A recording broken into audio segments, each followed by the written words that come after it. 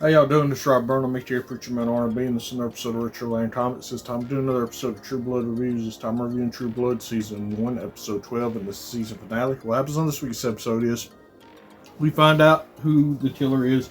We find out it's Renee, and we find out he's the guy that Sookie and them's been looking for. And the way we find this out is because Renee goes to talk to Jason, and Jason tells him what he wants to give everybody, and Renee gets his truck, and Jason wants Sookie to have the house and the bank account and all that stuff. Well, Sookie goes back to work after this, after talking to the detective, telling him that Jason didn't do this and that she knows who she thinks is the killer. And Renee overhears her saying this.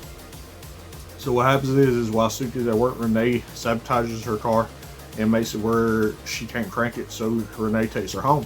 Well, Renee's taking her home, and then Sookie's able to look through Renee's mind and see that Renee's the one that killed her grandmother. And then Sookie starts running off, and Renee runs in after her.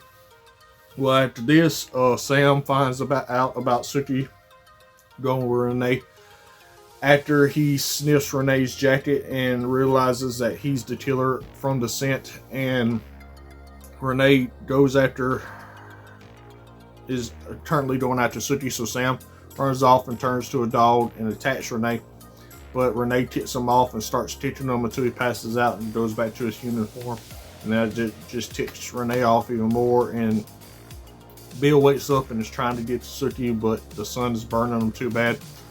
And what happens is Sookie's able to get a shovel, hit Renee over the top of the head with it, and then cut Renee's neck with the shovel and killing them, saving her and Sam. And then they bury Bill to save him as well.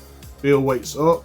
Bill shows back up healed because he quote unquote fed on somebody. Now we see Lafayette getting attacked in this episode, but we don't see who does it, so we have to see what happens with that, if Bill's the one that attacked him or not. I'm not real sure if he is or not. Also, Bill's daughter that he changed into a vampire shows back up because Eric and them can't handle her. So now she's Bill's problem again. So let's see what happens with that. Other than that, the only other thing that's happening is Detective Belfour finds his car and a dead body inside of it, or a passed out body. We just see a leg. Other than that, that's all that really happened. My question for y'all is, now that the